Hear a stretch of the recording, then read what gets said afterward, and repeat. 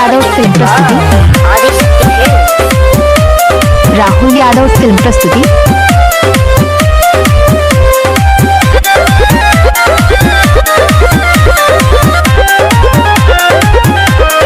Pradeep Yadav role कइला कांड हमरा संगे अनमोल कइला एकरा संगे करी मन पे काहे न कंट्रोल कइला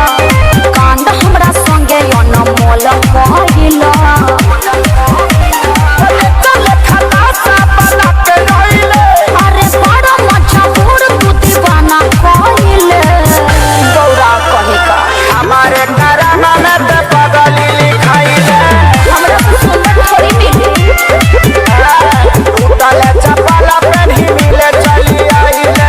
तोहरे नु कीड़ा काटत रहे तारा ना काटेला हमारे करम में तू पोकावा लिखाया है आधी रात बोल काहे मिले को बुलाया है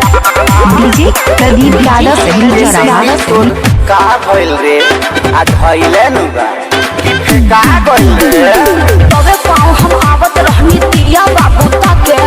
जान जाए तो मम्मी हमके मारी दिल लोटा के हरी माई के बैरान करेंगे राहुल यादव फिल्म प्रस्तुति।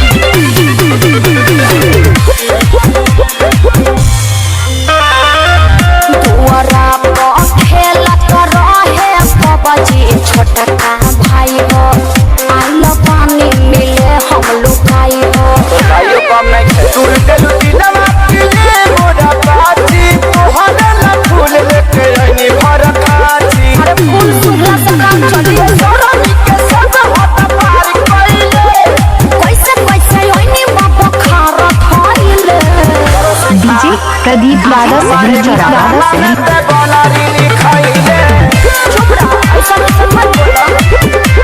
आ टूटा ही चपला पेन्ही मिले चली आइले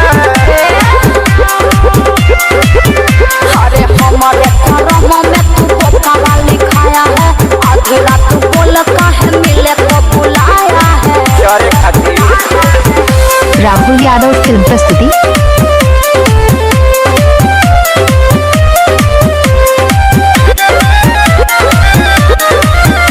डीजे प्रदीप यादव फिल्म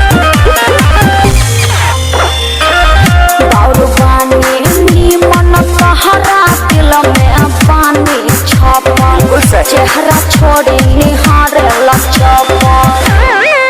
परी जैसा रूप तो हलाकत रहे हर दम भइलु छुर छुरी बोल काहे हमारा इदम देखिए पक्का पड़ा पर मत माइले